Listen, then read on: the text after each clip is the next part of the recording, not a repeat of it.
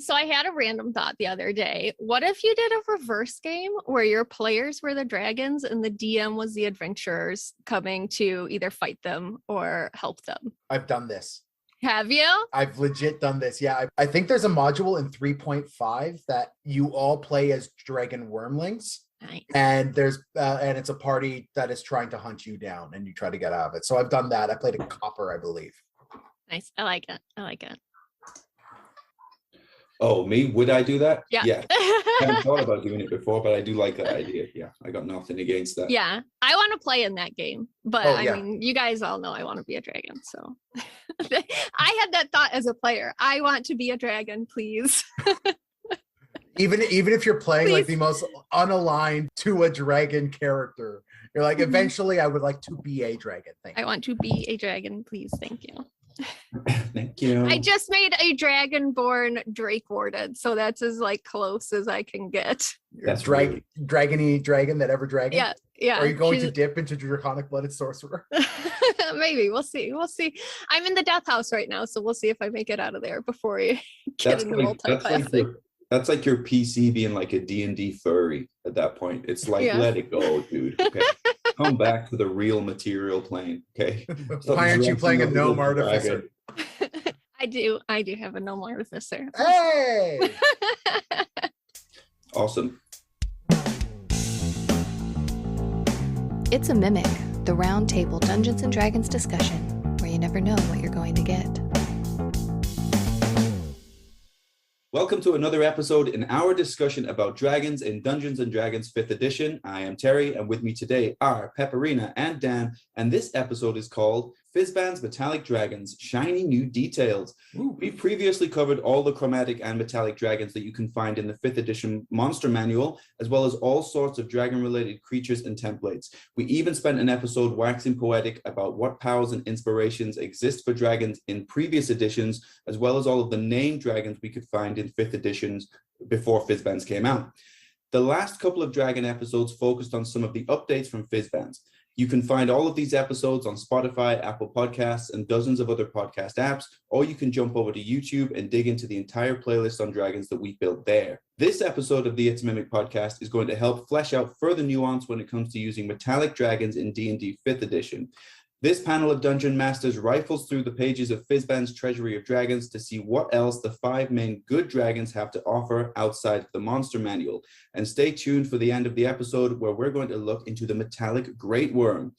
We've spoken in the past about how the dragons in the monster manual seem to be nothing but big pools of hit points with breath weapons, and the majesty and terror is lacking now. While the lore seems flavorful enough, the mechanics don't always back it up, and it's odd that most of the paragons of good that are metallic dragons from the published books all need additional powers to make them more than a special breath weapon and the ability to shape change.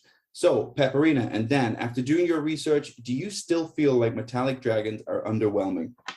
We can roll. You want to roll for this one? Sure, let's roll. I got a 3 again, so great. I got an 8. I got a 1. Okay. Pepperina, first with an 8, man. Okay, so I definitely am a bigger fan of chromatic dragons than metallic dragons, but yeah. Me too. Big surprise is, I said in a previous one I wanted to be Tiamat. But I do really like the flavor that comes out of Fizban's with all of the charts and stuff. I think it adds a lot, and you can customize your dragons a little bit more, and it gives you the opportunity to even go evil with your metallic dragons. Yeah, or at least like violent, right? Mm-hmm. Like it's their goals might at the end of the day be still greater good. But vengeance is a very real thing here, and I like it. Mechanic, like they've given us a lot of flavor. Mechanically, they're still weak. And yay, I'm happy we have some spells. Mechanically, they're still weak, right? Like a lot of the spells that I got from the ones that I covered are things like Zone of Truth. Okay, cool. How am I using that in a combat situation? I'm not. I'll tell you. I mean, polymorph, sure, yeah, that works. But Zone of Truth, really?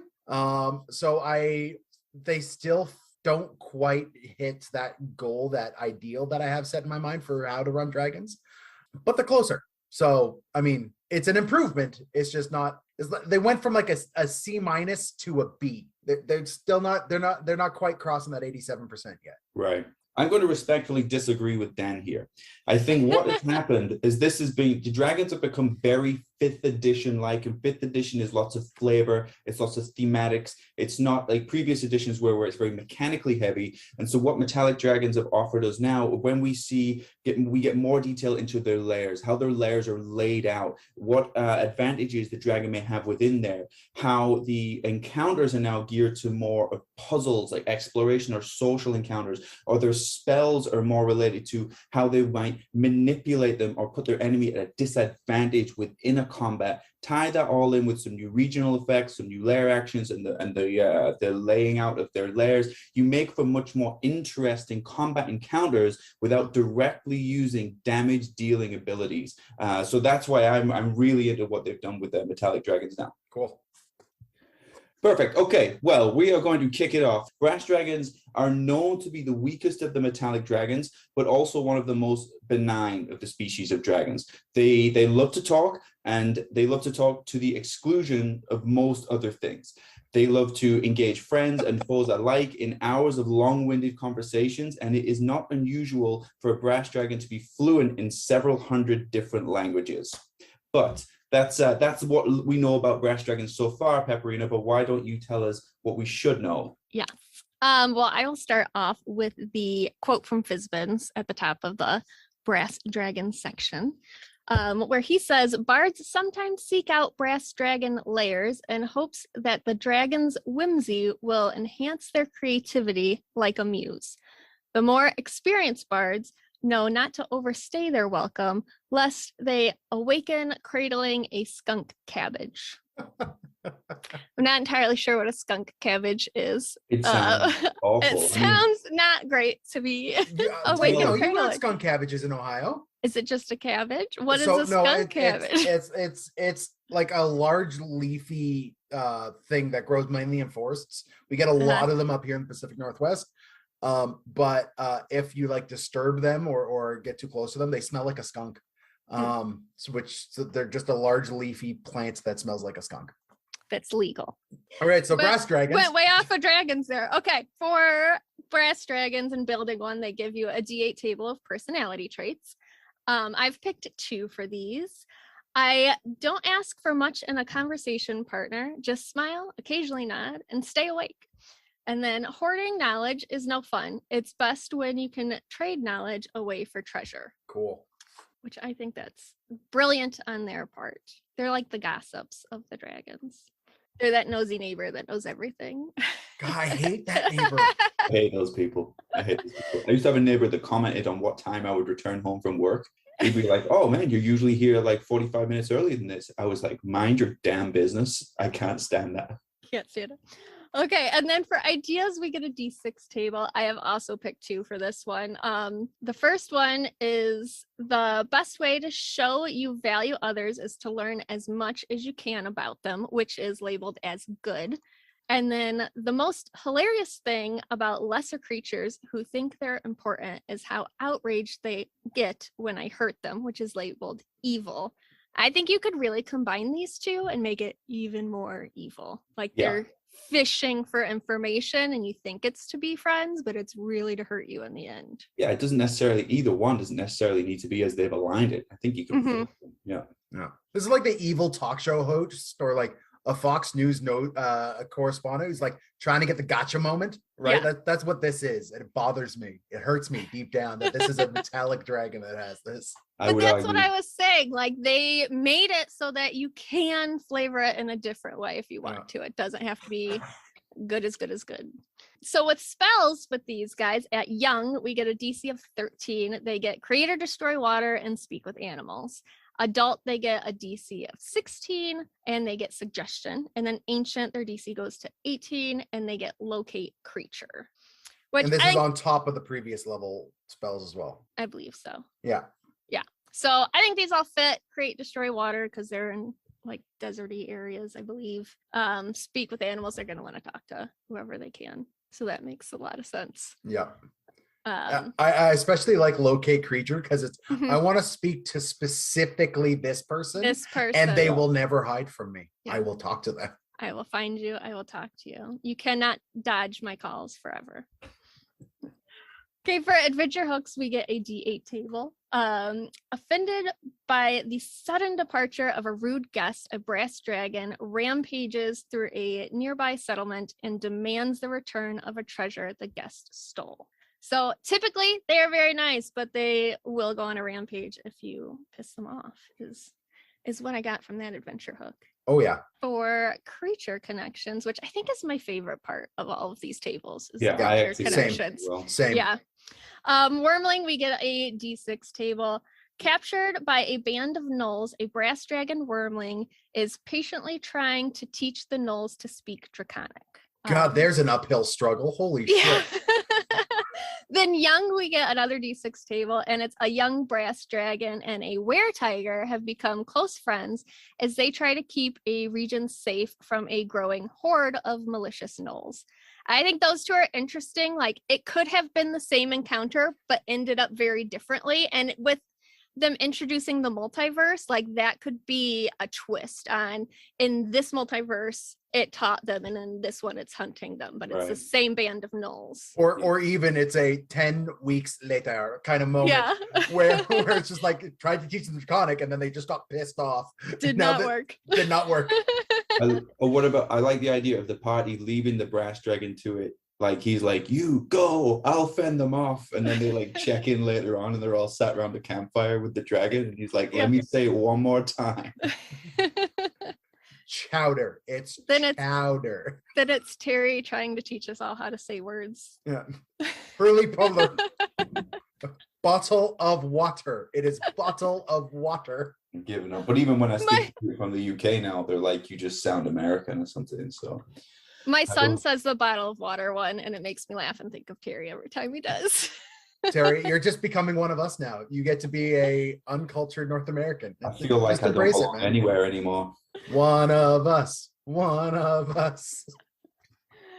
Okay, so adult, we get a D8 table. A half brass dragon Yanti abomination leads other Yanti in worshiping an adult brass dragon as a serpent god, much to the dragon's amusement.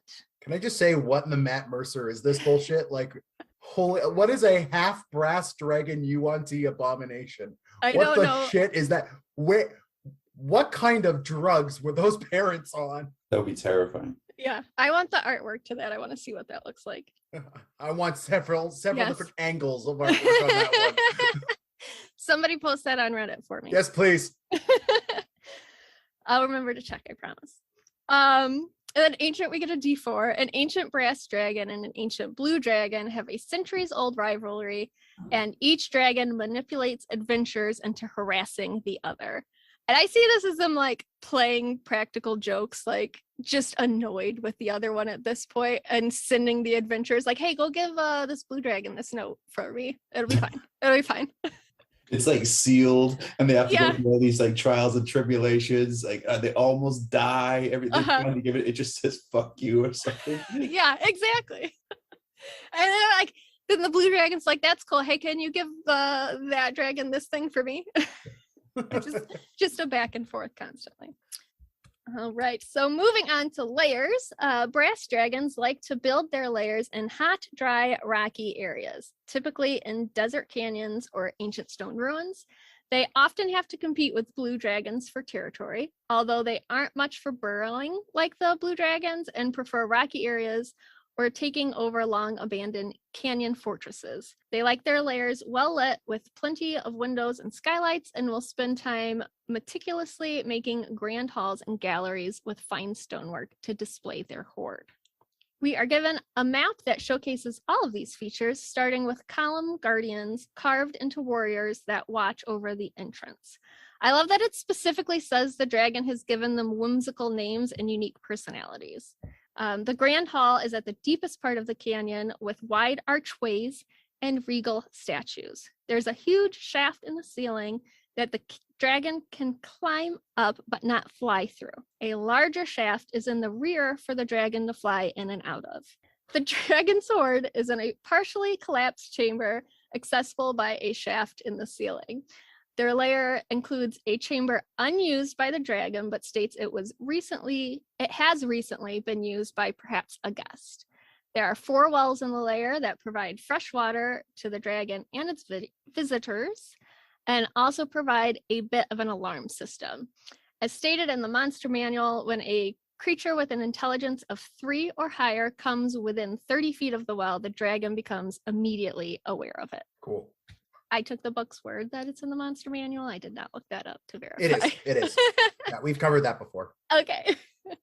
And for layer actions, we get 3 new layer actions with this guy. The first is animate statues. The dragon chooses up to 3 statues in the layer that it can see. Each of these statues briefly animates and attacks 1 creature with 5 feet of it, with a +7 bonus to hit, dealing 3d6 bludgeoning damage. Then we have Blast of Wind. A mighty wind sweeps through the layer in a direction of the dragon's choice, blowing along a line 40 feet wide and 100 feet long. Each creature, except for the dragon, must succeed on a DC 15 strength save or be pushed 15 feet in the wind's direction and be knocked prone. It says that gases and vapors are dispersed and unprotected flames extinguished. Protected flames have a 50% chance of being extinguished. And the dragon can choose to be pushed back if it's in this wind, but cannot be knocked prone. And then the last one is obscuring sand.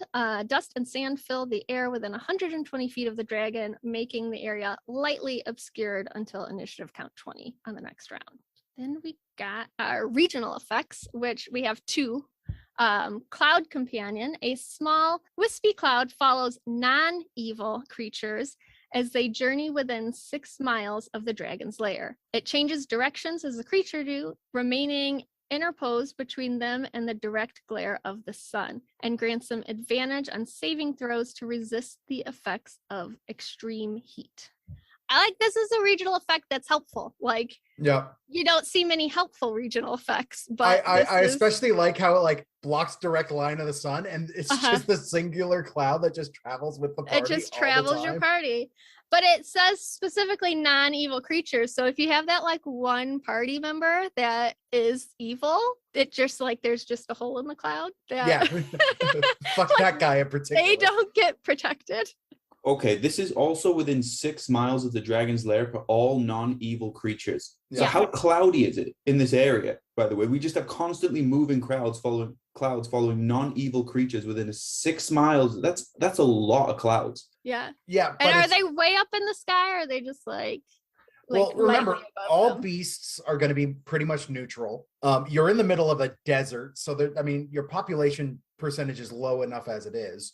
And most of the things in a desert that aren't neutral are going to be likely evil, like Abominate, like UNT and stuff like that. So like, it'll be a really good way for a good party to be like, oh man, there's help over there. We can get help from those guys over there. That's good. Yeah, you could locate somebody with it. Yeah, that's good. But does neutral count as non-evil? Yeah, it's non-evil. It's not I guess evil. that's true. Shit. Yeah. Over every single squirrel and Like spiked every lizard snake in the desert. Yeah. I mean, I would maybe adjust that to good aligned. Otherwise, it's just going to be clouds everywhere that are moving constantly in different directions. Or a choice. Because a lot of them, it's the dragon can choose to do this thing. So maybe not every one of them, but if the dragon knows you're in its area, it can choose to do that. This is also for like the regional effects only take place if you're a legendary dragon, which means you're an adult or you're higher, like older, right? Like you're an adult, you're ancient, you're possibly a great worm. Like there are things here that I mean, it's not going to be that often that this happens. So, and by that point, your dragon's over 170 something, I think, for adults for a brass. So you're not going to see this a lot, and they 100% would have control over who gets the clouds and who doesn't. Yeah. Like, it doesn't make sense to me that they wouldn't. And then for the last regional effect, we have talkative denizens. Creatures within 1 mile of the dragon's lair find pleasure in hearing the sound of their own voices. The air is filled with a deafening chorus of birds and small animals, and sapient creatures talk extensively. Everybody's got a fucking podcast now. All right, Everybody's cool. got Within 1 mile of this dragon, everyone's got a podcast. Okay. For the brass dragon's treasure, they prefer gemstones that are yellow, orange, and brown, and precious art pieces made of brass. They also like pieces made of finely crafted organic materials like wood and textiles. They are known to give personalities and names to their treasures and can be found having entire conversations with a room filled with paintings or statues. Once they establish several layers, they will give each hoard its own personality and travel between them to visit its different friends. Dragons are D&D nerds. Yeah. That's me being in 6 different campaigns and just traveling between my friends. We get a D10 table for art objects. And they did a really good job in this, going with that description and giving them all like names and personalities in this table. Like they all had fun stories to them. A finely carved bust of a long dead human ruler, which the dragon has named Cornelius and argues with incessantly. And a sculpture depicting a pod of dolphins leaping among stone waves, all of which the dragon has named and imagines as pets. My daughter picked that one out. I was like reading these to her and she was like, that one. Nice. That's it for the brass dragons updates. What do you guys think? Excellent. Okay, well, I asked the questions around here. You asked the questions. So first of all, we'll roll, and then I have a series of 3 questions for you, but I need to know your roll before we do that. I got 6. I'm at a 9.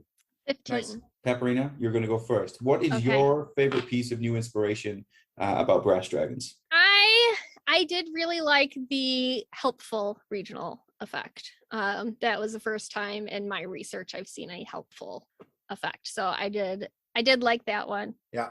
For me, it was the names all of their inanimate objects and things in their hoard and just has conversations with them throughout the day.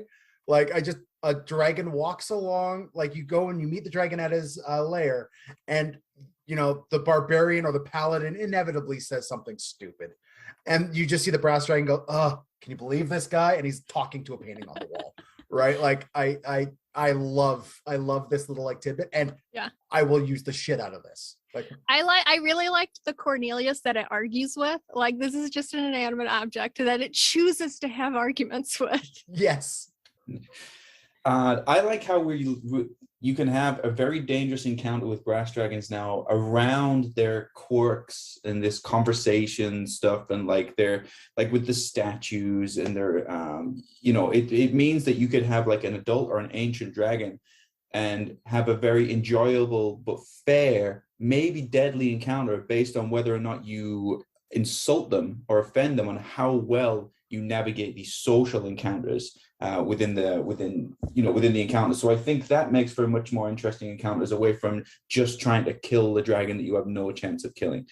So yeah, that would be me. Okay, that's it for brass dragons. So let's move on to copper dragons. So copper dragons are usually quite even-tempered and sociable, but they are well known for telling jokes, riddles, pulling pranks. I was saying this to Adam the other night, I fucking hate pranks, to be honest. I don't mind jokes, but if you cover me with feathers and I've got to get somewhere right now, that's not funny. We're friends off, okay, at that point. Yes, they do enjoy jokes, riddles. They enjoy funny stories or any type of good humor or wit, but they will become annoyed if somebody, say, doesn't laugh at their joke or doesn't take their prank, doesn't receive their pranks very well. That tells me I probably won't get on with copper dragons. And these habits have made them especially fond of bards, because bards will maybe appreciate this type of engagement a little bit more, and they are sometimes willing to set aside a temporary separate space in their lairs for them to provide entertainment and receive guests.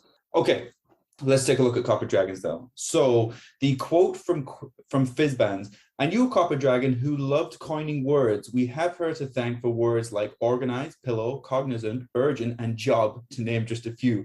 It would make her laugh to know how often people make these ridiculous combinations of sounds." I love how it's just regular words.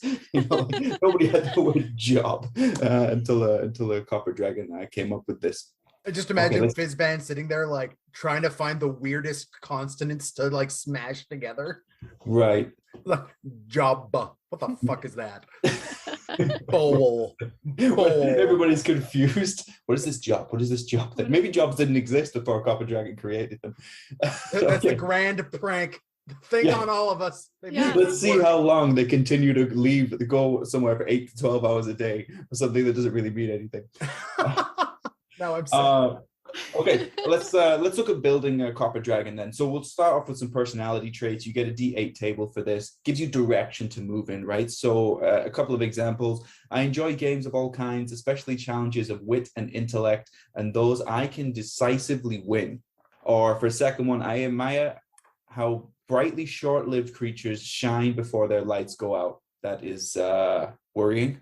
I picked that one at random. I enjoy it. I enjoy watching. Yeah. I love watching the light fade from their eyes. But for some dragon ideals, some Copper Dragon ideals, the first one jumped out to me was beauty. So the ability to create, appreciate, and sustain beauty is the true measure of a creature of civilization. Maybe, I think, that could be true to us as well. It's just where do we think individually where beauty lies? Is it in how food tastes? Is it in how music sounds? Is it in how you present yourself to the world?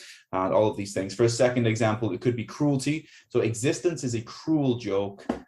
You can either be in on the joke or made a fool by it. Oh, I like that. That's interesting. I do like that. That's something that you should post on your Facebook wall. Like that's with like a picture of Snoopy.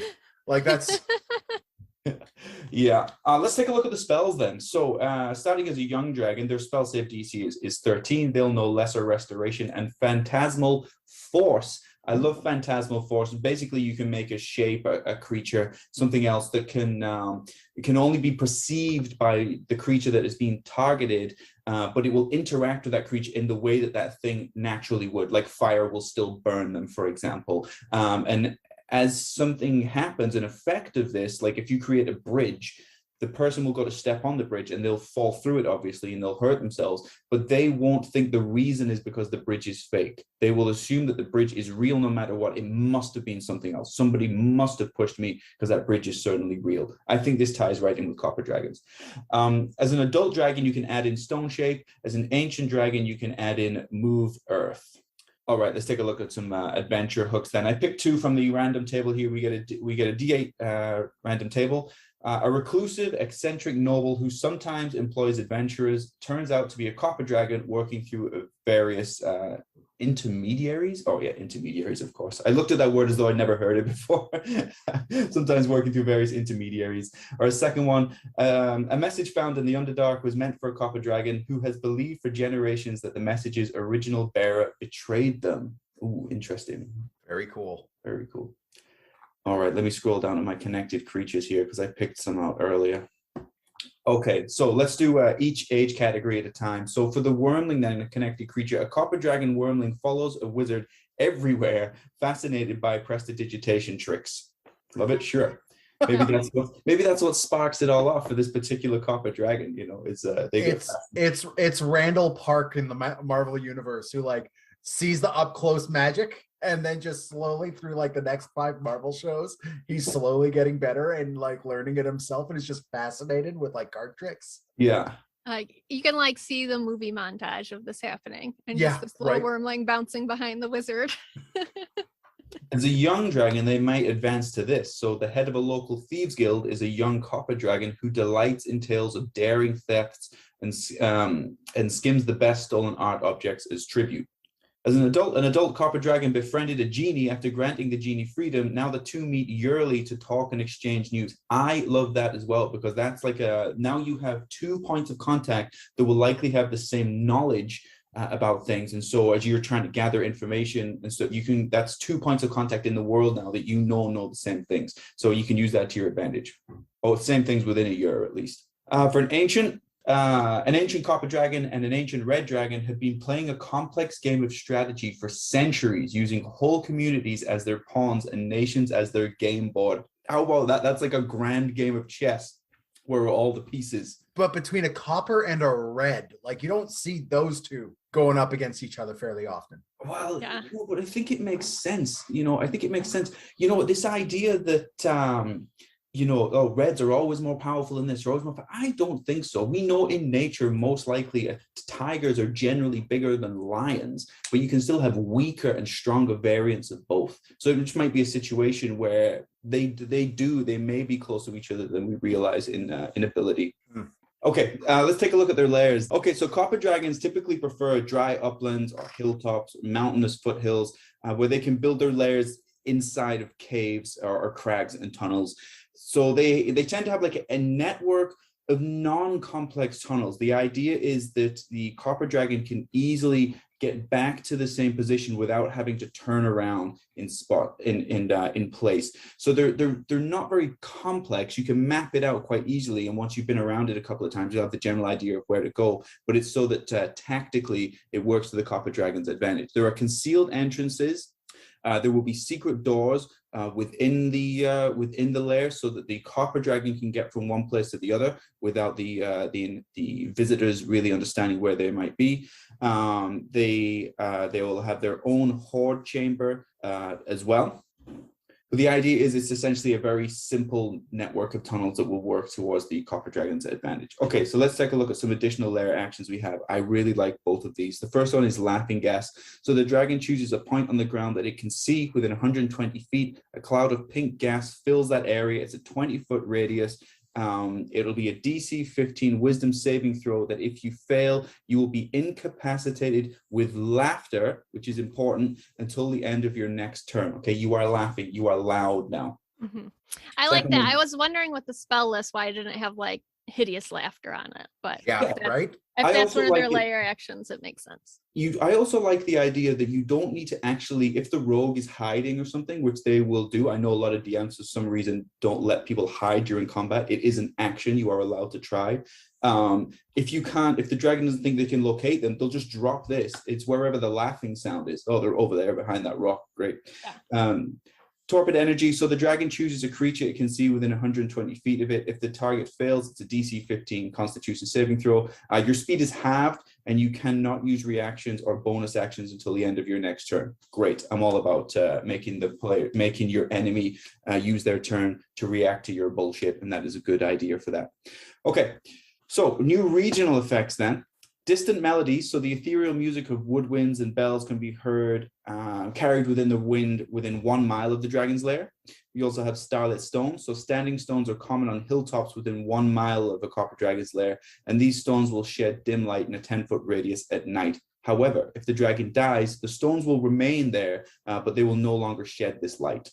Okay, so when it comes to treasures then, so copper dragons, they prefer, I guess, over gems. They will still like gems as most dragons do. They like burnished metals, so particularly those with a red or yellow tones to them, in addition to gems.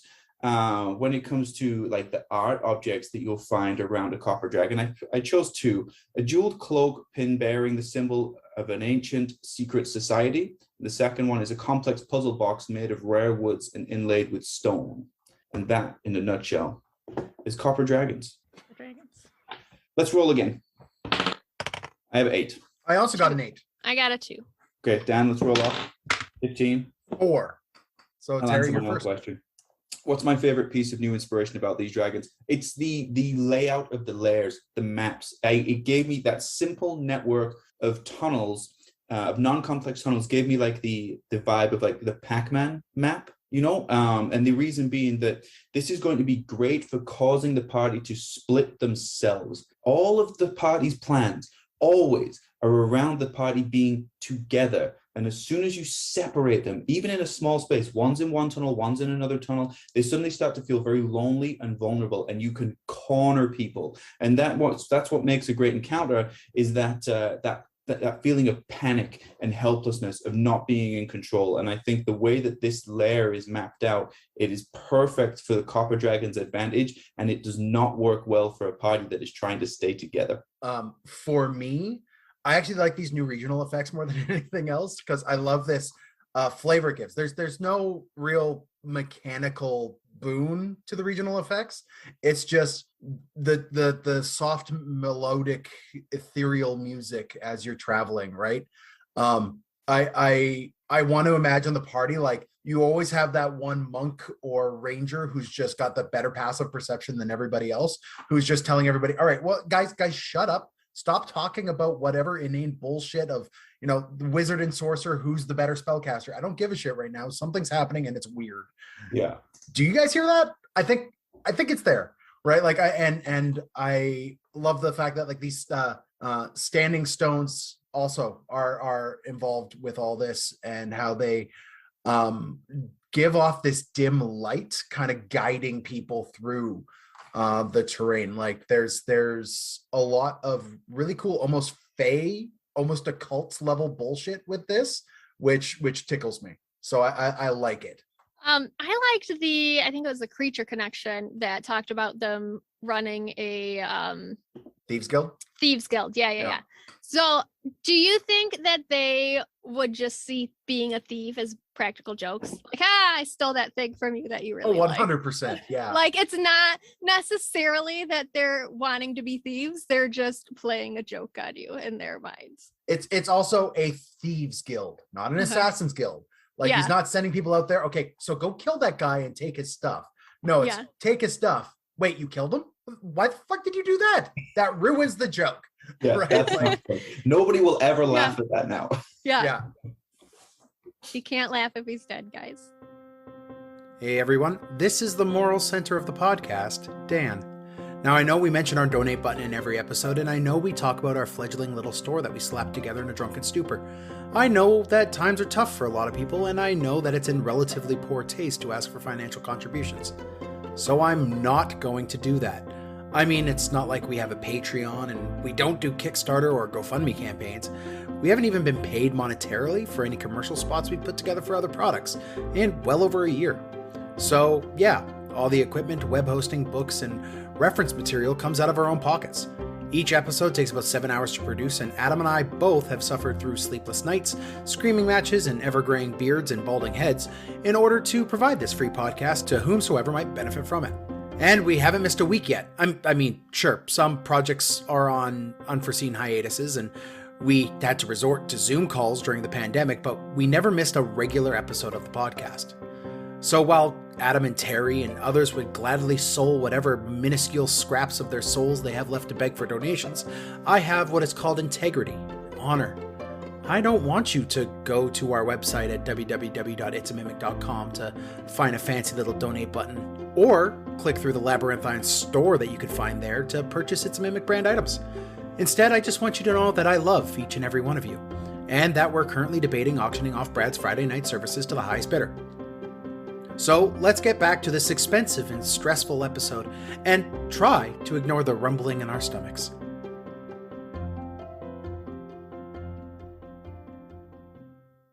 Okay, bronze dragons, for those of you who don't know, they're curious and inquisitive.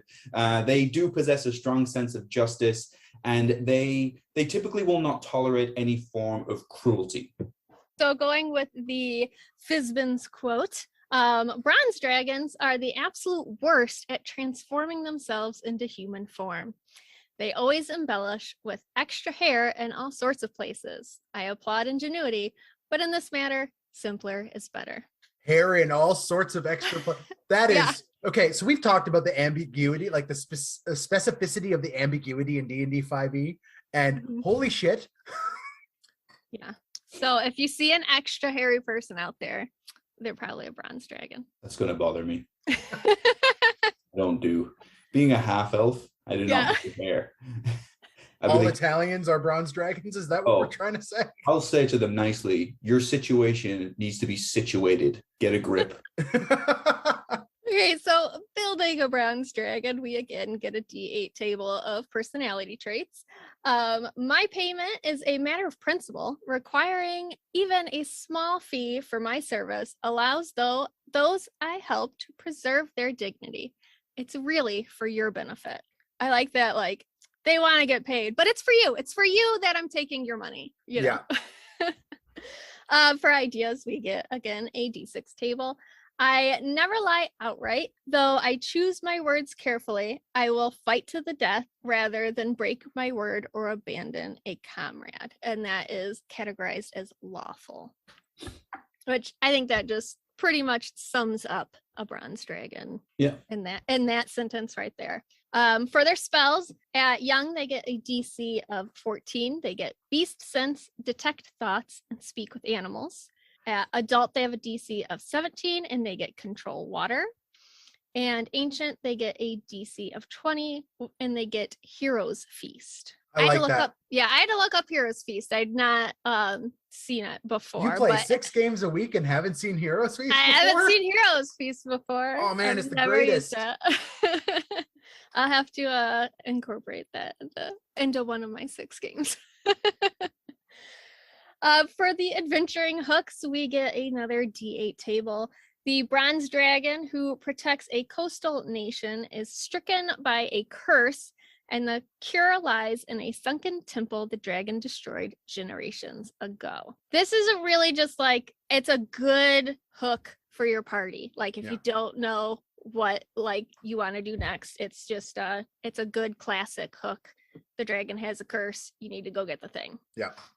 For creature connections, at a wormling, we get a D6 table. A flight of pseudo-dragons has raised an orphan bronze dragon wormling who is quickly growing too large for the group's usual activities. Young, we get another D6 table. A young bronze dragon and a Medusa have been enemies for so long that they've developed mutual respect, communicating by way of magical book that teleports back and forth between them. I like that, like frenemies. They've become frenemies over the years. Yeah. Is it just like Xavier? Yeah. Yeah. It's just shit posting on each other's walls. Like, is that all it is? Well, it says they have a mutual respect. So it's like I have a lot of mutual respect for friends, and I just throw shit memes at them all the time. All the time. Bye tweets.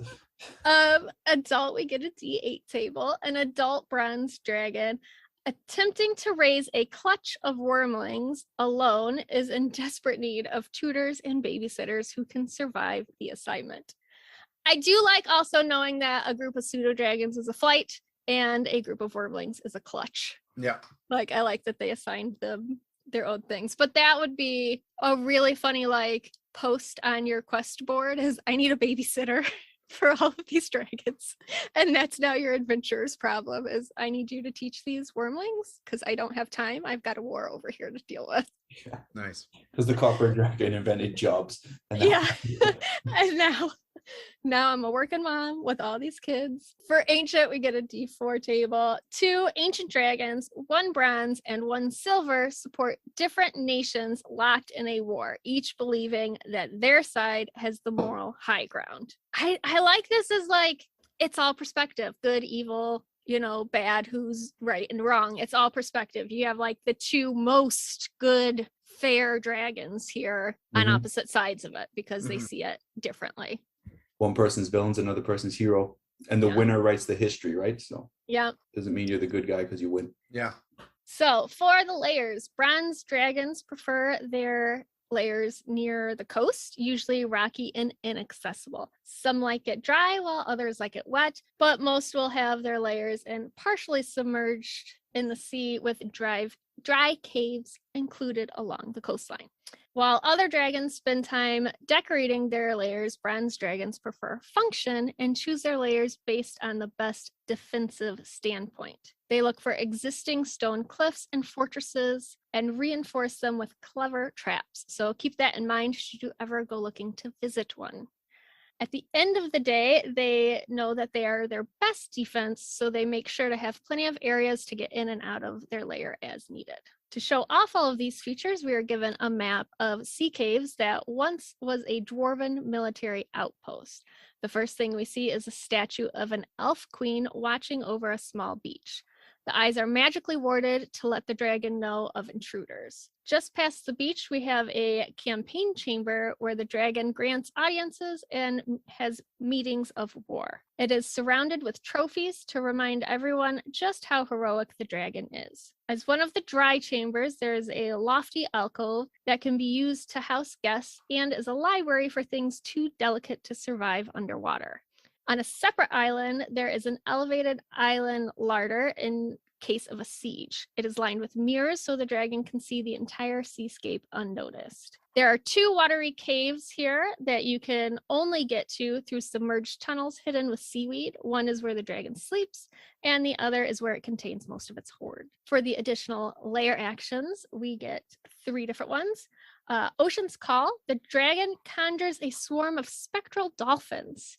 Each creature in the water within 120 feet of the dragon must succeed on a DC 15 dex save or takes 1d6 slashing damage, and then the swarm vanishes. You imagine just like a bunch of dolphins come out of nowhere, beat you up, and then disappear.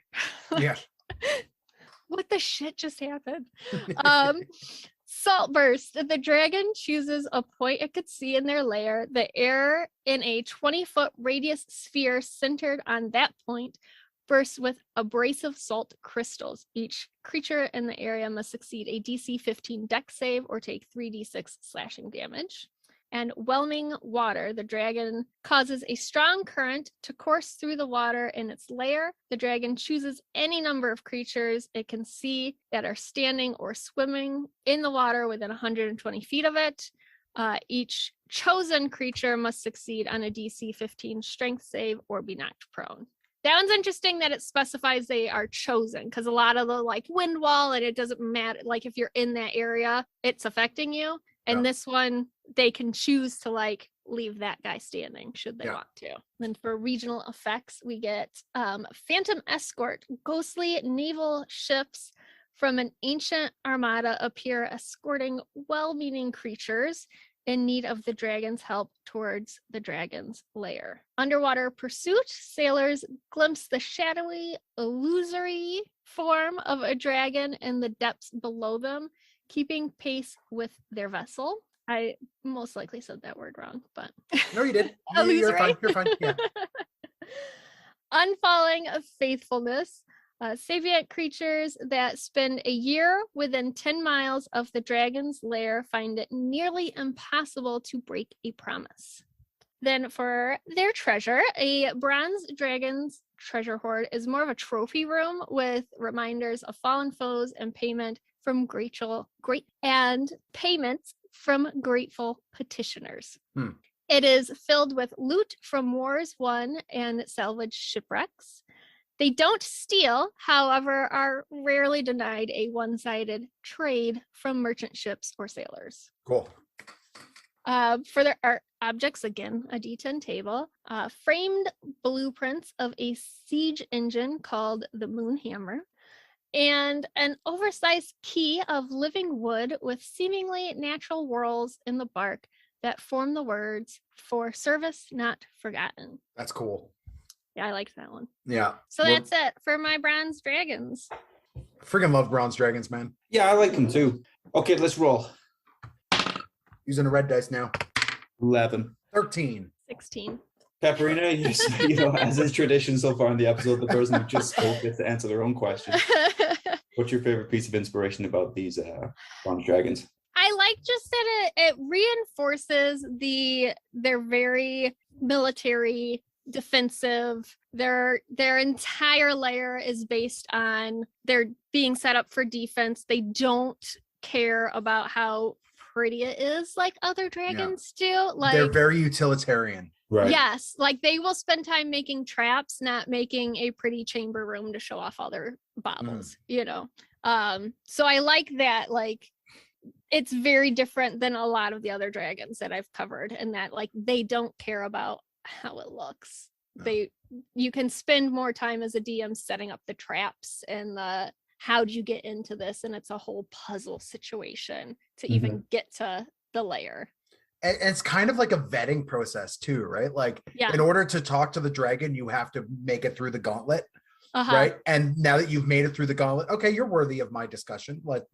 Let's have a conversation now as you bleed on my floor. Can you stop that? Let's see what you need now. Yeah. For me, I am running a pirate campaign right now that had a bunch of bronze dragons just get straight up murdered. And Bronze Dragonborn get straight up murdered, and the Bronze Dragonborn are very militaristic, very like they were the defenders of this one region during a great war. There's a lore. and a lot of my players don't listen to this, so I can say with confidence that there is an item that they are going to go get where they have to find a bronze dragon. And this just gave me a bunch more ammunition to kind of throw at them in terms of cool little settings and scenes with all of this, like the illusory dragons floating under the water, or the host of spectral ships guiding them. And these things are really cool, and I'm going to use them because they fit my campaign like shockingly well. Like I did not realize how well that this was. I was just like, bronze dragon, sure, why not? They're near the shore, they have got boats. But this fits very well. I love it. I love this regional effect of the unfailing faithfulness, where if you spent a year there within 10 miles, which is a long way, of the dragon's lair, you find it almost impossible to break a promise.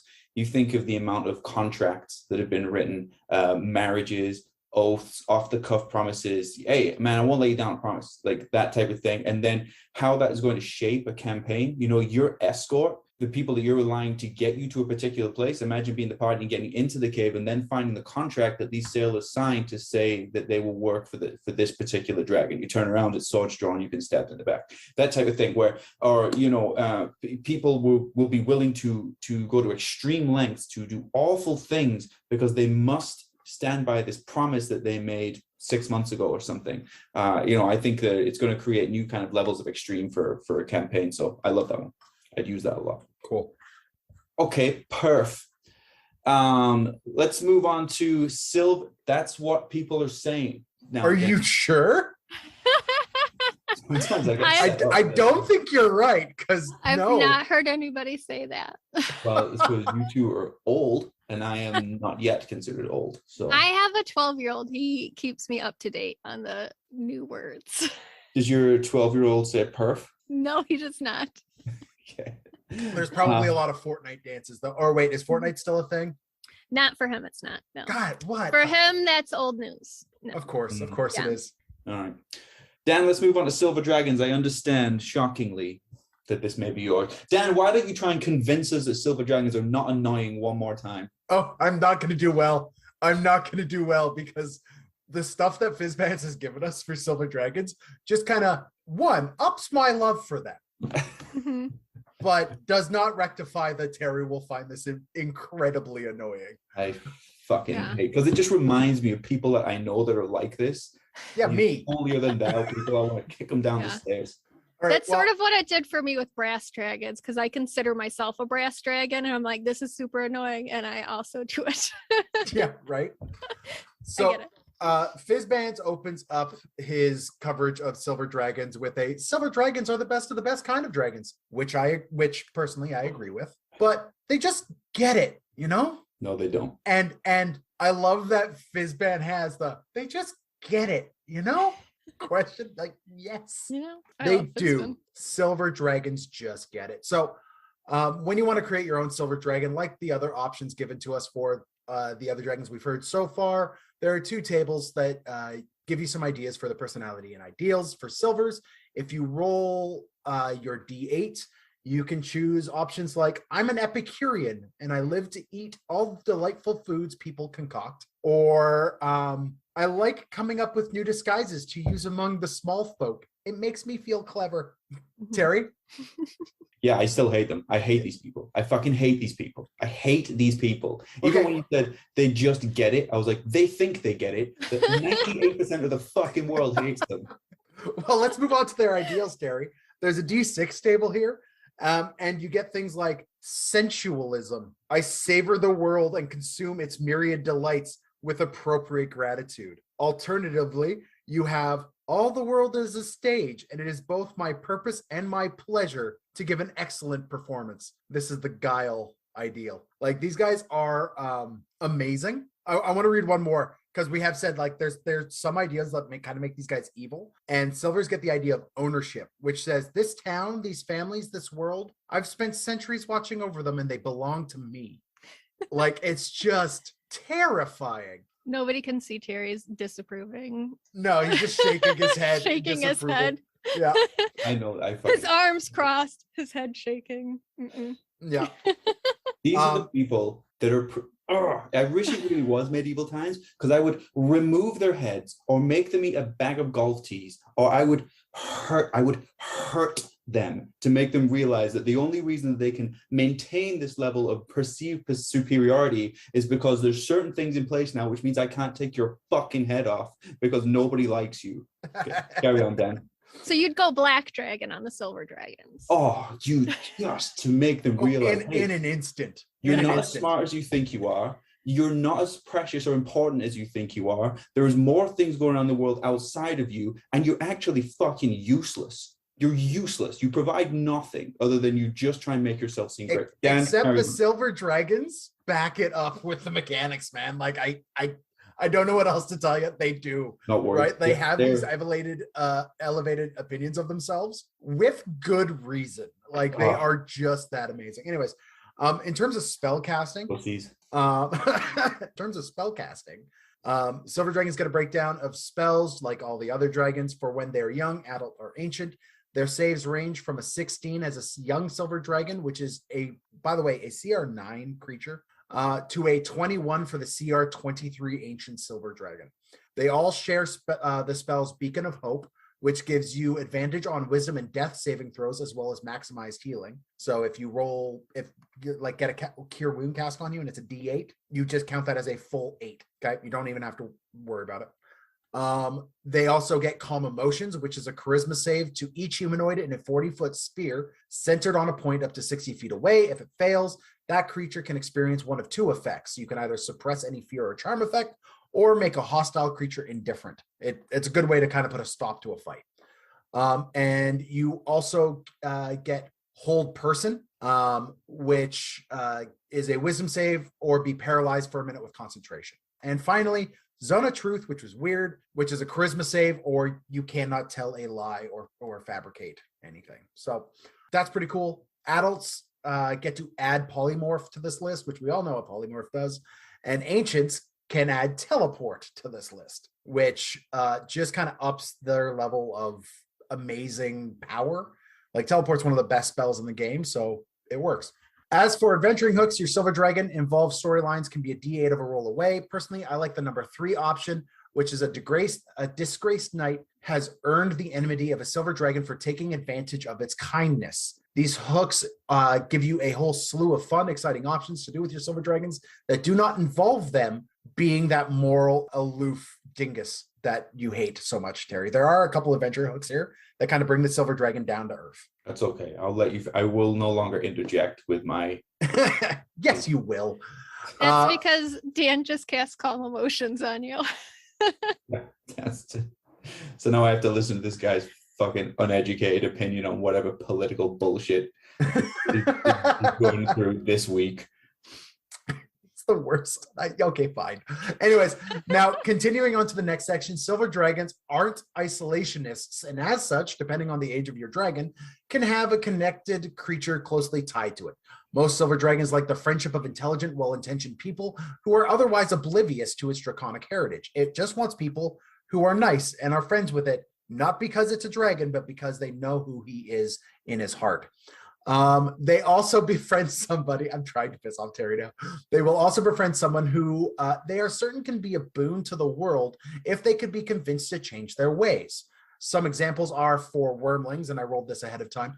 I have a group of pseudo dragons who are, and I quote, besieged by a silver dragon wormling who is intent to teach the pseudo dragons poetry. That would be forcing your values on others. For a young silver dragon, we have a young royal who has a shape-shifted silver as a friend, guiding the royal away from a seductive romantic prospect of whom the dragon is certain is either a succubus or an incubus in disguise. Same thing. As an adult, you can shift the connections up to a D8 table, and I rolled a 1, which is a silver dragon connected by hatred to a red who killed the party that the silver dragon had befriended, and now the silver dragon is on a vengeful warpath against that red. Okay. Finally, for ancients, you have a D4 chart, which I guess is because there aren't so many ancient dragons. I rolled a 3, which features a silver dragon mournfully watching over a city of undead due to an oath it made to its original monarchs that while they still drew breath. So the silver made an oath and is keeping it to watch over the city. The city long has since passed and is now rampant and overrun with undead, but the silver is still there doing his job. I just thought that was cool as shit. Yeah. Anyways, Yeah. as for layers, silver dragon's lair is typically up high amongst the clouds on the top of a mountain. You could climb or take a path up to the lair, as the dragon is far more concerned with meeting and exceeding a person's expectations of itself than security or privacy. The lofty layers that silver claims are also the favored territory of reds and other sorts of dragons. So there's a lot of competition for these spots amongst their draconic brethren. A silver cares deeply for appearance, obviously, so you can just expect their layers to be impressive and awe-inspiring sights, whether through architecture, either built by the dragon, refurbished ruins, or contracted construction, and be built of ivory, marble, gold, and with many, many rooms. There is an example layer here which has some fun, inspiring kind of rooms, like a spire, and I'd say that a spire is pretty inspiring. Carrie? No? More disapproving head shakes. You can have, seriously though, we can have a bridge that connects two peaks or old towers in the draconic place of rest, or a majestic dome temple filled with comfortable furnishings and tokens / reminders of the dragon's life. There could also be a broad stairway from the temple to the chasm below, where it holds its glittering hoard. Either way, a silver's lair, if they're legendary, gains an additional action in Fizban's, and that is the Icy Grip action, which has a sudden supernatural chill fill the air. Each creature the dragon chooses that it can see within 100 feet of it makes a DC 15 con save or be restrained until initiative count 20 on the next turn. This is a lair action, it tracks. If you're resistant to cold, you have advantage on the effect. If you're immune to cold, you're immune to this effect. Finally, what does this silver dragon have in terms of treasure in its hoard? Well, grab a D10 and give it a roll, and you will see items like a triptych of tapestries depicting the end of a war, the restoration work that followed, and the sunset flight of a silver dragon leaving the renewed realm, or an elaborate elven crown made to resemble a dragon's head. And that's what we got. There's your silver dragons. Beautiful. Okay, let's roll. We know where we're going here. 13. 19. 14. Dan, as is tradition, please let us know how these silver dragons have inspired you. I really love silver dragons. I've said that I think we've covered silver dragons multiple times now, and I always end up being on the episodes. They're my favorite type of dragon, so it makes sense. But the thing I love the most about them is this connection to their oath and being true to their word and holding true to this. Like this idea of this dragon sitting over this undead city really inspired me to like just how much a promise means to a silver dragon, right? And that promise we've mentioned before is generational. If he makes a promise to you, he's making that promise to you and the rest of your lineage, right? So 4 generations down, that promise is going to be held by that silver dragon if it still exists. So this persistence of keeping oaths is super cool with dragons, especially if they've made foolish oaths. And there's nothing saying that they won't make a foolish oath out of passion, because silver dragons are also extremely passionate creatures. So yeah, I love them. I love using them in my campaigns. So awesome. Was it me next? Yeah. I think what most inspires me about silver dragons really is everything that I hate about them, and I know I've beaten this to death. But it means you know what to expect from silver dragons, and this has been fleshed out with the maps here, with like the art objects, whatever.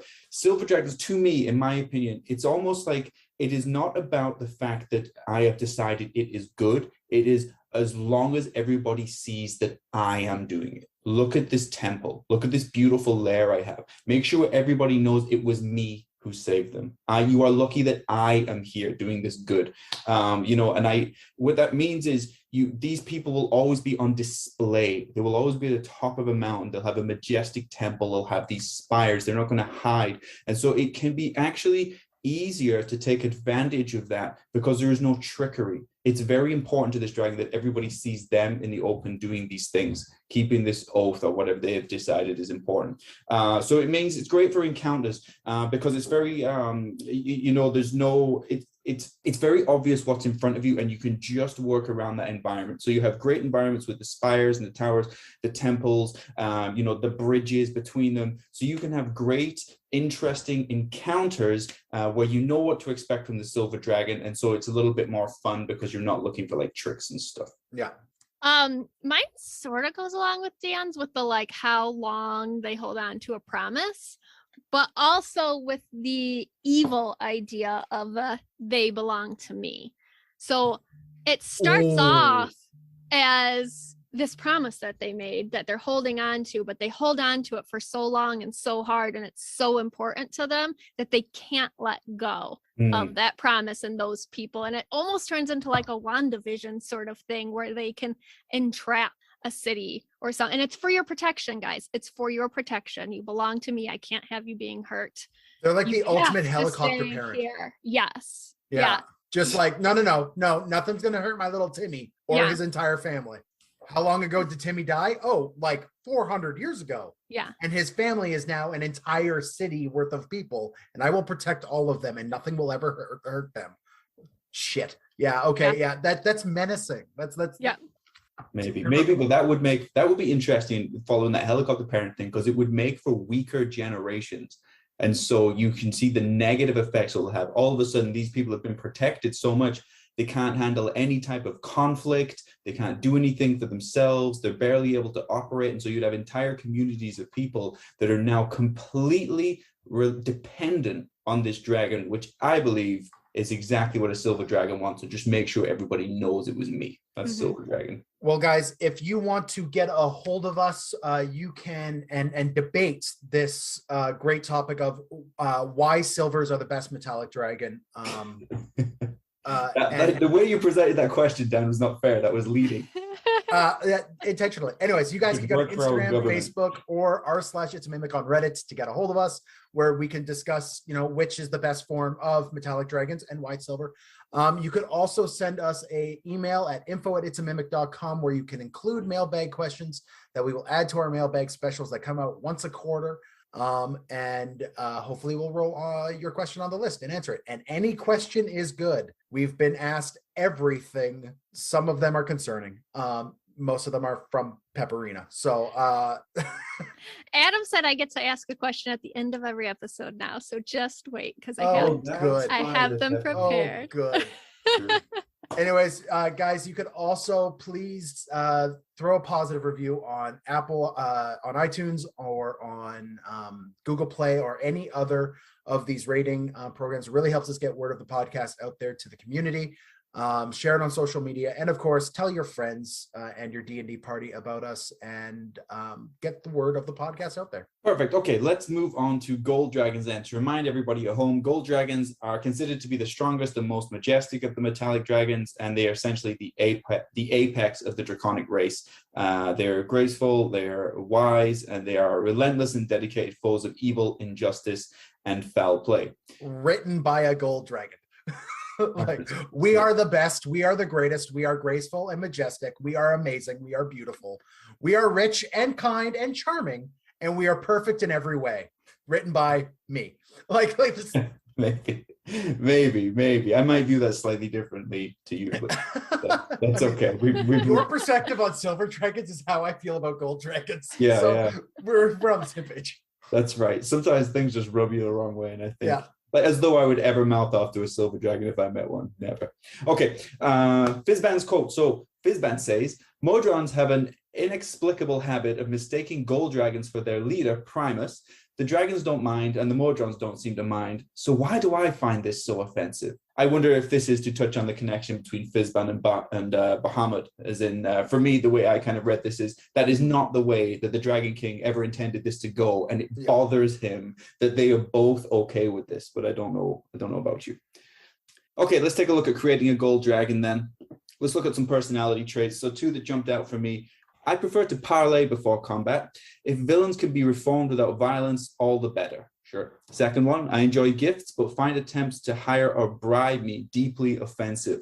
I like that too. For their spell casting, so young gold dragon has a spell save DC of 17. That's very high. Yeah. And they have access to bless, cure wounds, slow, suggestion, and zone of truth. As an adult, their spell save DC will go up to 21. They can then access, in addition, commune. Is it geese, Dan? I know you told me. Guys. I was going to say guys, and then I didn't. I changed it. Oh, wait. Geas? Yeah. Oh, no, that's geish. Geish. Yeah. I think I've just always said that wrong. Some nerd on the internet will be yelling at me. And as an ancient dragon, they get to add in plane shift and word of recall. Cool.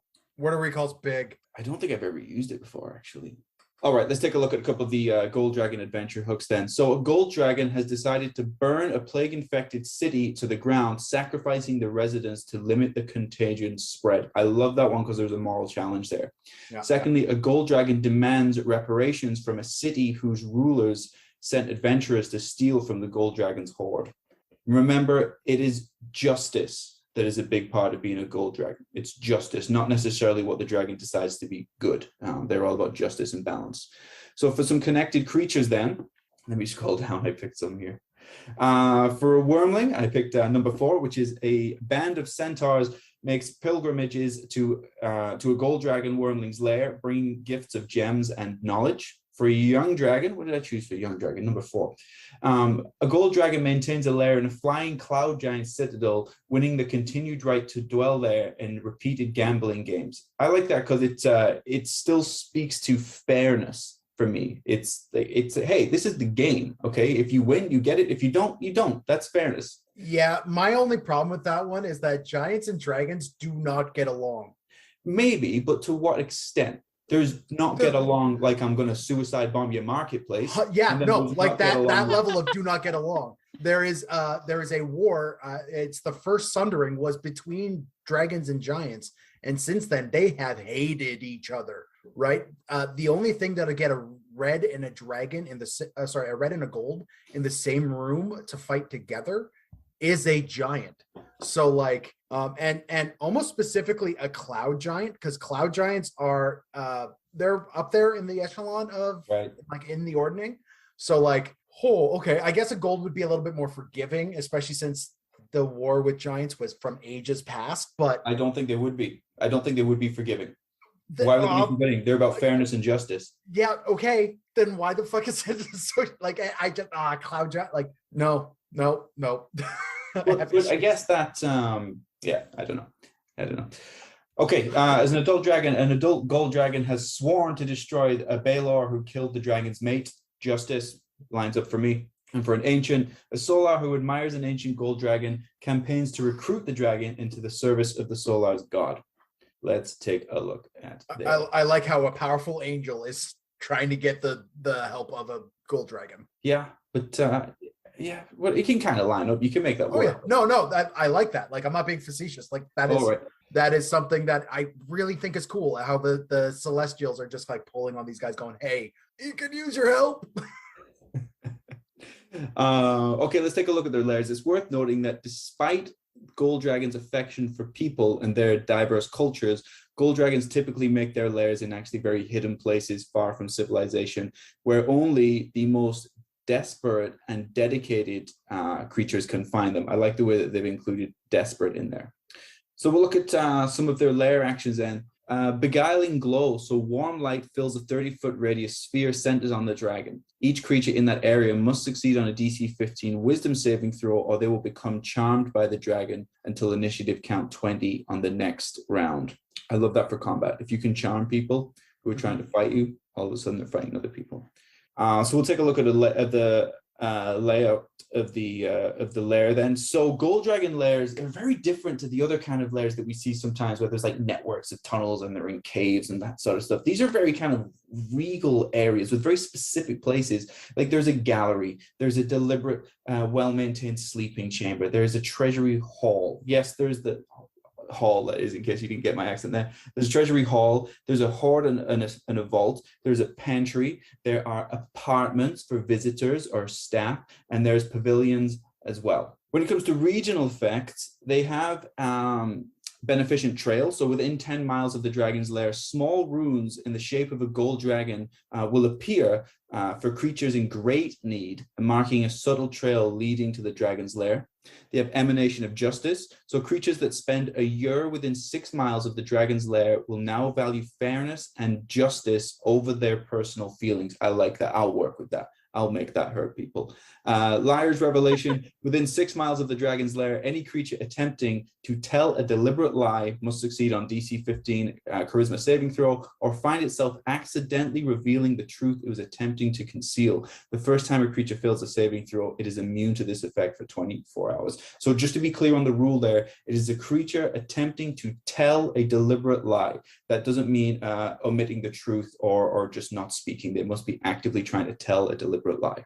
Okay, so when it comes to treasures, so gold dragons will consider gems and pearls as actually culinary delicacies. They will eat them, and they often have a section of their hoard that's as much as a pantry as it is a treasury.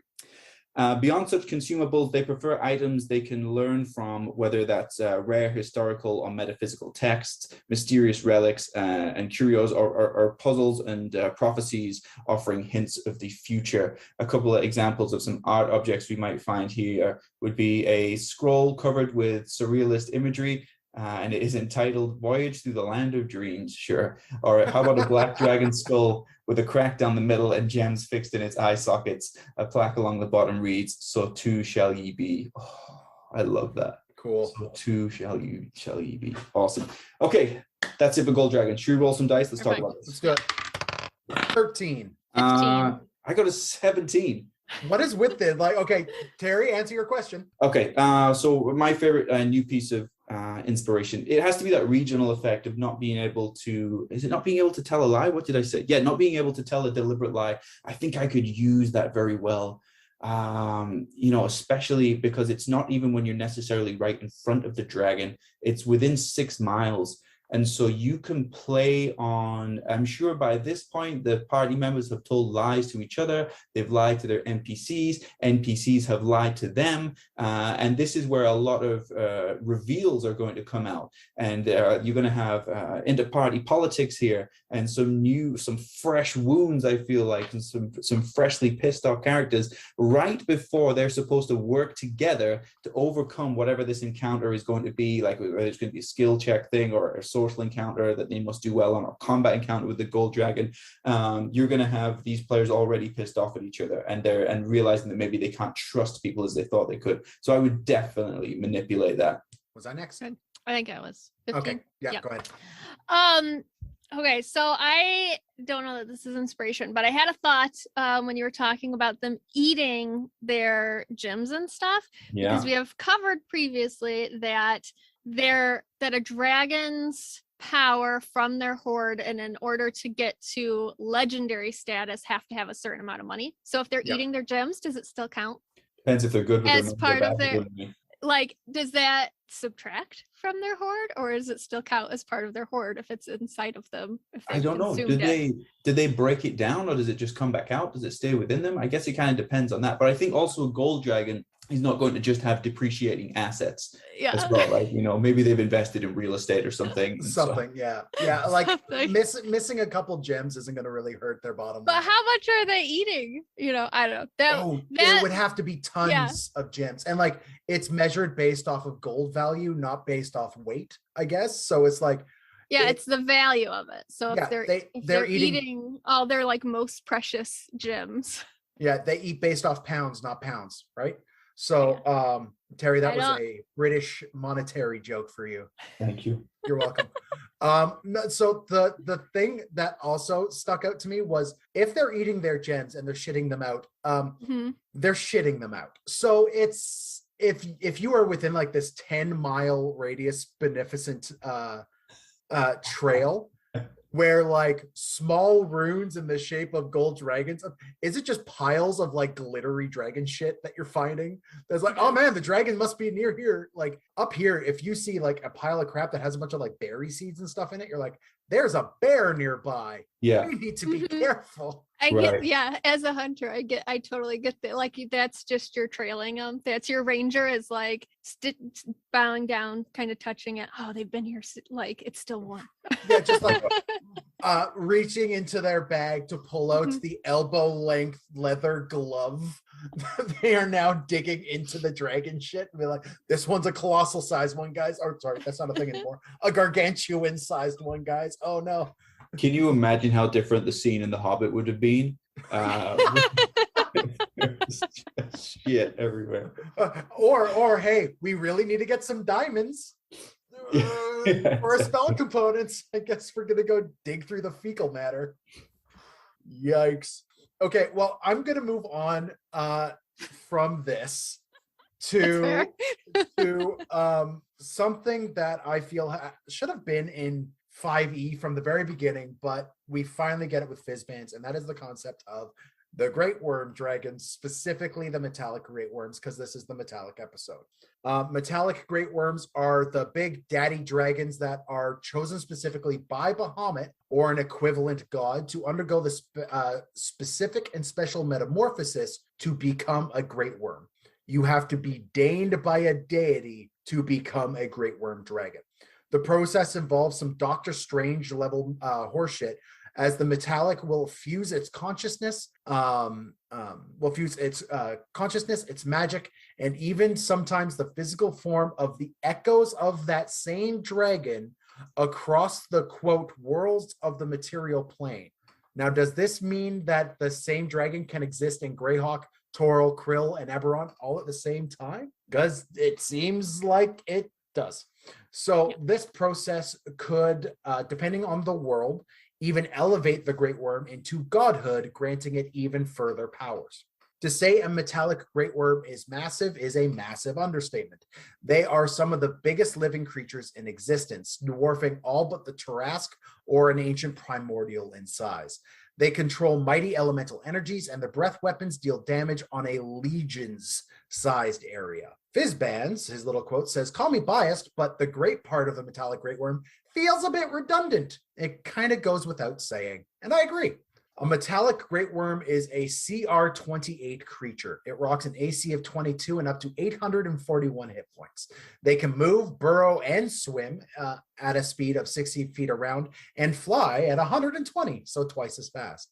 Their strength, con, and charisma, and to a slightly lesser extent, their wisdom, are so much higher than your PC can ever even dream of achieving, and its saving throws are reminiscent of previous editions with a plus 11 Dex, plus 17 saving throw on con, plus 13 int, and a plus 18 charisma saving throw. That's right, that is a plus 18 charisma saving throw. So if you're thinking this makes it weak against strength saves, it still gets a plus 10 to its save off the stat alone. So no, you're wrong. They are additionally skilled in insight, perception, and persuasion with immunities to damage based off of their dragon types. So if they're a gold, it would be fire. If they're a silver, it would be cold. If they're a bronze, it would be lightning, like stuff like that. They have true sight up to 120 feet, true sight, so you're not going invisible around it, and have a passive perception of 32. They do not require food or drink to live, which is probably for the best because of the last conversation we had where, can you imagine a Great Wyrm gold dragon shits? These are the things the size of mountains. They may have made mountains that now dwarves live and mine through. They get 4 legendary resistances rolls a day. So even if it does fail on one of those saves, it just nopes its way out of at least 4 times. And once per rest, should by a miracle, and I'm not even sure that spell would do it, the dragon drops to 0 hit points. It instead immediately resets to 450 hit points, recharges its breath weapon, and regains all of its legendary resistances. It also, after awakening in this way, gains the mythic action for 1 hour and grants additional XP to a party that still manages to bring this bad Mama Jamma down. Now, we all use Milestone. You kill a Metallic Great Wyrm, you're probably going to level. If you're not already level 20, which you probably should be. Let's look at its actions. if you're still not dissuaded into fighting this damn thing, it can multi-attack with 1 bite, which is a plus 18 attack bonus, 15-foot range, does 2d10 plus 10 piercing damage and 2d12 force damage, and 2 claws, which is the same attack bonus, 10-foot range with a 2d8 plus 10 slashing, that will instantly grab any sort of creature that is huge or smaller with an escape DC of 20. Thankfully, it can only grapple one thing at a time.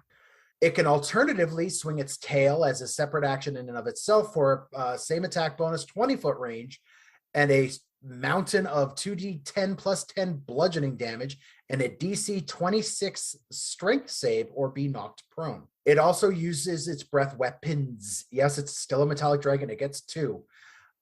These recharge on a 5 or 6 at the top of the dragon's turn, as is typical. The first is a basic elemental attack based off its type.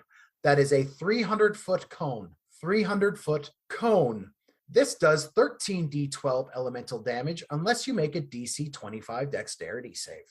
You can also just knock everything that fails a DC 25 con save in a 300-foot cone unconscious for 1 minute. But don't worry, if you succeed on that last one, you'll still be awake, but you will still have disadvantage on all attacks and saves until the end of the Great Wyrm's next turn.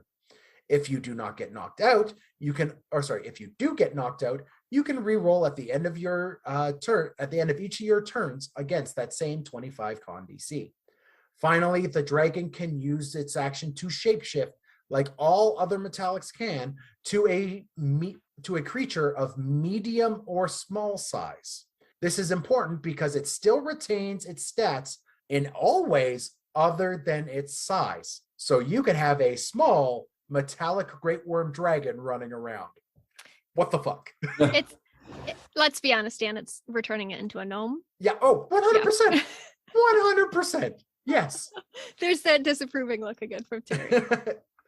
Now, as a legendary action, it can at the end of up to 3 turns a full round, choose to make a claw or a bite attack, which uses the same rolls as before, or expend 2 of those uses to do a wing attack, which makes each creature within 30 feet take a DC 26 dex save or take 2d6 plus 10 bludgeoning damage and be knocked prone. It could then fly half its speed, which, by the way, half its speed is still 60 feet away.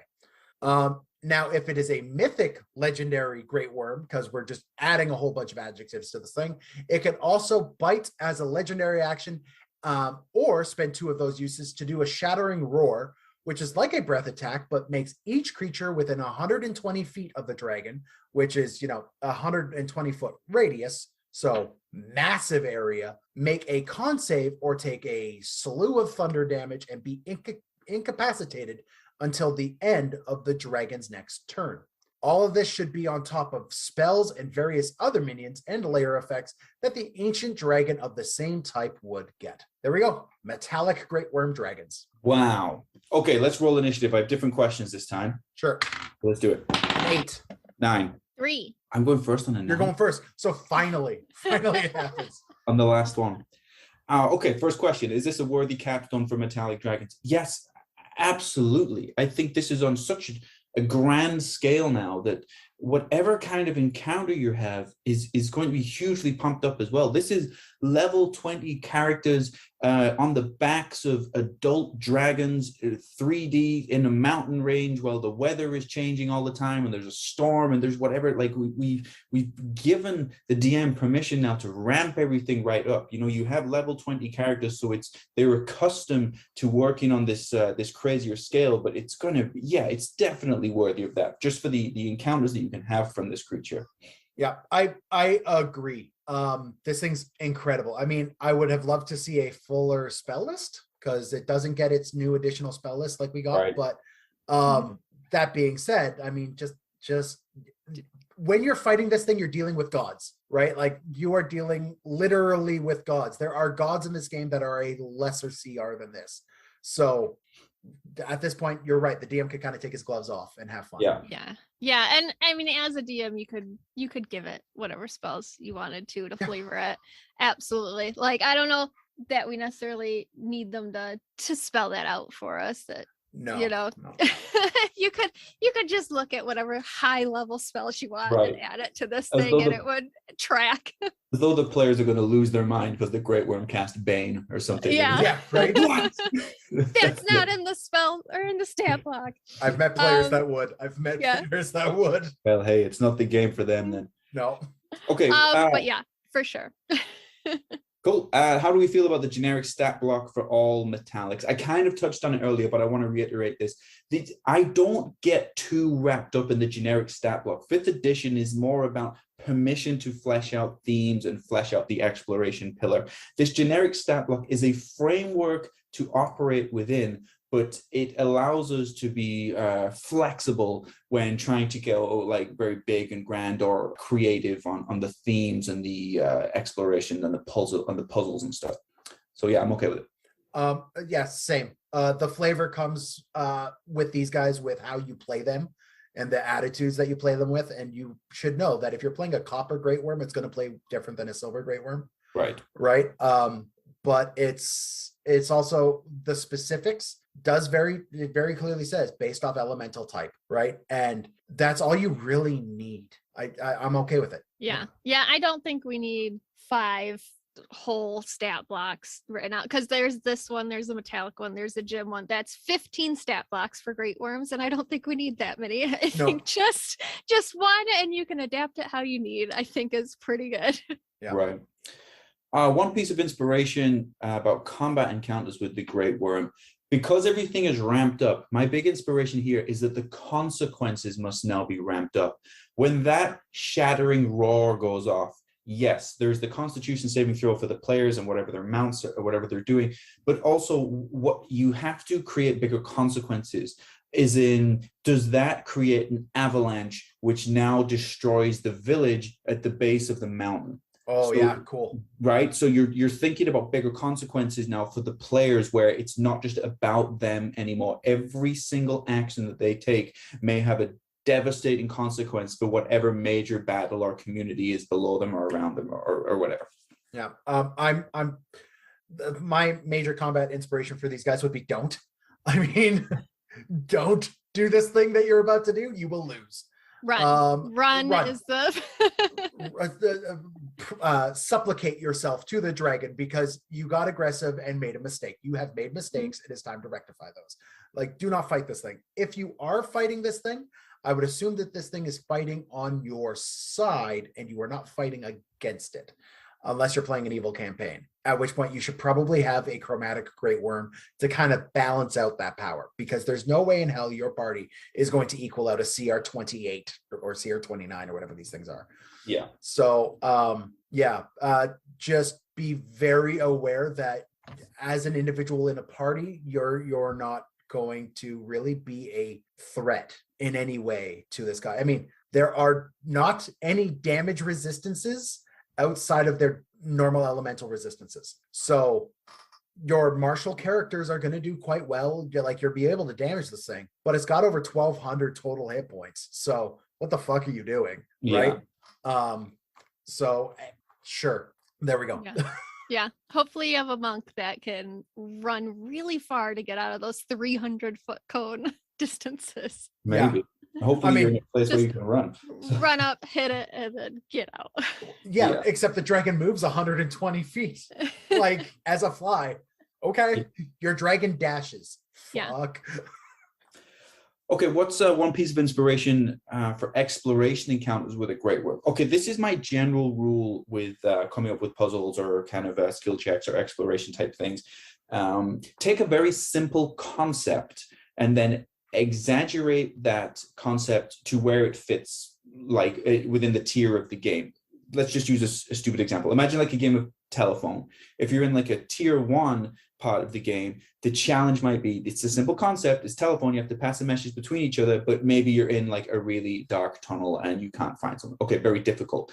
If you're going to do this simple concept with a Great Wyrm now, well, now you can blow this right up. The same idea, pass a message from person to person, except maybe this is moving between planes and now you're trying to do this thing, but now all of a sudden you're in pandemonium. And now all of a sudden you're in the abyss. And now all of a sudden you hear someone, because we can blow it right up. So it's not that you need to come up with overly complex concepts, simple concept, and then let the tier or the level of the enemy decide how much you're going to exaggerate that simple concept. Yeah. For me, it's remember that a dragon's regional effects happen regardless of whether the dragon wants them to or not. They cannot suppress the regional effects. There's some exceptions, but for the most part, they can't. So if you have a Great Wyrm metallic dragon that is shapeshifted into just a member of a city who is, I mean, supremely powerful, all clearly has motives and stuff, these regional effects are still going to happen outside of it. So you could have a whole find the Great Wyrm dragon, and they're really just, you know, the half elf that's sitting at the bar listening to the stories because they're a Great Wyrm brass dragon, right? They're just listening to all the stories and loving every minute of it, right? And living in that life. Like I when it comes to exploration with these guys, it's going to be dealing with the effects that happen regardless of whether they want them to or not. Like that. Yeah, I would I'd lean into the multiverse with exploration and them like chasing down their echoes and that whole thing, and what happened in this other universe after they absorbed that echo, like what hole did that leave over there. I think you could really get into and watch Loki, like the Disney Plus show Loki, and like a variance just chasing stuff down. Mm-hmm. Yeah, that's what I would. There's so much that you could explore in the whole expansion of the multiverse that this book has brought in, and the echoes of the dragons and stuff. So I would lead into that for sure. Perfect. Okay, final one, inspiration for social encounters with a Great Wyrm. I actually found this one very difficult to do. How like social encounters on a grand scale is hard. I found myself leaning back into the consequences of something, you know, each, where in tier 1 it's a very simple back and forth and we're joking in the barge trying to shag a dragon and all that sort of stuff. But every question that you ask or every answer that you fail or whatever needs to have some sort of real grand consequence. And it can be in the plane that you're in right now. It can be in another plane. It can determine what assets you have or don't receive for a major battle. It can determine alliances, all kinds of like determinations like that. So I found myself just leaning into, you just have to increase the consequences of or the reward of to a real grand scale. You just gave me like the best name for a tavern in a D&D game unintentionally, and I love you forever for it. What is it? The Shag and Dragon's Flagon. Like, it's perfect. Okay, to touch on that real quick before you remember when I told you that those old strange names come from the fact that people used to not be able to read, so you would look for the sign that has the dog and duck on it. Okay, we'd look for the sailor, but yours is a shagging dragon flagon. So it's a cup with a horny, well-endowed dragon on the cover, like embossed on it. Yes. Sure. Yeah. Sure. 2 types of horns. So for my social encounter with these guys, I'm so ashamed of myself. It's the same. Like when you're dealing with god level NPCs, which these guys really truly are, you're right, Terry. You kind of got to think beyond the perspective of a mortal, right? Like when literally nothing is ever going to kill you. Magic won't affect you the same way. You are buddy with a greater deity in Bahamut or Tiamat or whoever, right? It's a different playing field, and you have to be aware of that. So you are not going into a social encounter to try to convince the Great Wyrm to do a thing. You are going into a social encounter with the Great Wyrm to, I don't know, get a piece of information from them. That's it, right? You're not going to convince a Great Wyrm. It's made up its mind before you walked in the door. I don't know. Yeah, right. And it's going to be a piece of information on a grand scale, like the prophecy or something like that, right? So something Dan said sparked thought for this, and it wouldn't be a social Dragon encounter. Nope, it was before that. Okay. I didn't listen to anything you said after that. So okay, fair. Terry didn't listen to anything I said before it, so you're good. Yeah, that's true. So it wouldn't be a social encounter with a Great Wyrm. It would be a social encounter about a Great Wyrm, and being the evil party gathering the chromatic dragons to come and help you fight, because they don't want this thing to exist. It would be horrible for the chromatic dragons for this thing to exist. So I could see your party having to go and convince them, like, we really need your help. This would be horrible for you if this came out. I know you got this thing over here that you're doing and you don't like this guy, but we need to work together, and just like trying to convince them to come to your side to help fight against this thing, because you're not doing it on your own. That, you know what, sure. Automatically my mind went to, like, maybe you would have to go and convince the metallic dragons, as that's kind of their job most of the time. But yeah. I love the spin on that, which is, no, it's for whatever instance, for whatever reasoning, it's the chromatic dragons that you need their help, and we will not do this unless you are involved in the fight, because that's really high pressure. Like I said, I love that. I love it. Perfect. Okay, any final thoughts from anyone before we wrap this thing up? Let's wrap it up. All right, that wraps up this episode on some of the updates from Fizban's Treasury of Dragons. But we're not done with dragons by a damn sight. There are a lot of other dragons in Dungeons and Dragons, so subscribe or follow and check back regularly to see what inspirations and insights we'll have in store for you in the future. The next time we circle back to dragons, we'll be diving into some updates in familiar waters and expanding on a particularly steamy kind of dragon. Next week, however, we're going to hop up into some good old plain fun. Thanks for listening to another episode of the It's a Mimic podcast. If you'd like to support us, we have a donate button on our website at www.itsamimic.com, as well as a store for some awesome merch. We also rely on word of mouth to get news of the podcast out there to the community. So please pass the word to everyone you know that we're available on iTunes, Spotify, and YouTube, as well as most podcast apps. Thanks again for listening to It's a Mimic, where you never know what you're gonna get. This has been an It's a Mimic production. Inquiries, requests, and questions for our mailbags can be sent to info@itsamimic.com. So we talked a lot about the types of metallic dragons today, guys, and how powerful these guys can get. So since many metallics are fairly altruistic and helpful, what is one draconic flavored boon or gift the dragons you covered today would give the PC devoted to that dragon's cause? So like, what is one gift that your dragon would give a PC that is flavored for that dragon? Okay. Rolling. Let's do it. 14. 15. All right, Peps. Okay. Well, I'll go with the brass dragon. They're gonna give you like a sentient item of some sort that's gonna give you advice and tell you stories. Like their item is going to talk to you, whatever it is, and it's gonna like give you advice or just cheer you on or just be random and possibly a pain in the ass to your party, but it'll be powerful and do something for you. Yeah. A silver dragon would give you a title. So you know how you guys could get that, like get a square inch of land in Scotland and call yourself a lord? Oh yeah. That is what a silver dragon is going to get you, except it's a full-on kingdom. And he's like, oh man, like your great grandfather and I were besties. I swore to him I'd take care of his family. So here you go. Here's your distance inheritance that you never knew was coming. You can now afford to live in Vancouver.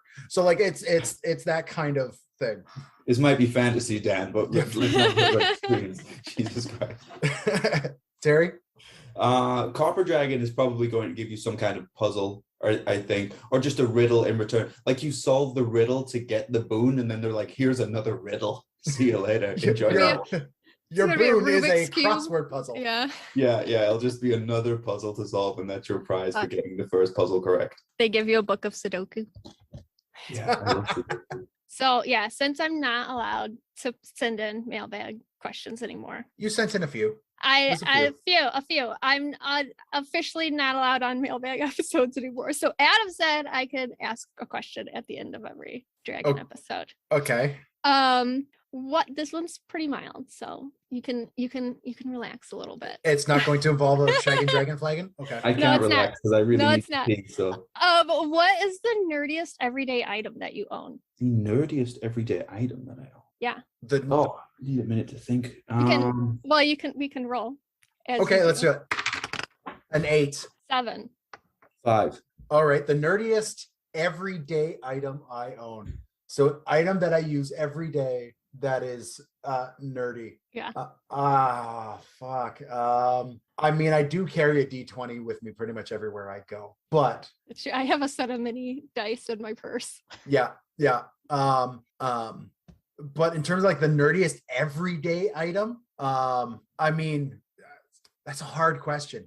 I'm struggling. What defines It doesn't have to be like an item you literally use every day, but like What would be an everyday item? like a wallet, like Oh yeah, okay. something that's not specifically meant for, not a mini, like not something you use in the game, but an average item that is nerdy. Okay. I have a mine's just simply a mug, and it's nerdy, not in the traditional sense. But my wife and I are both massive nerds, and with pretty much a bunch of different passions. One of mine, woodworking, which has caused a fun little bit on the podcast. Thanks for that.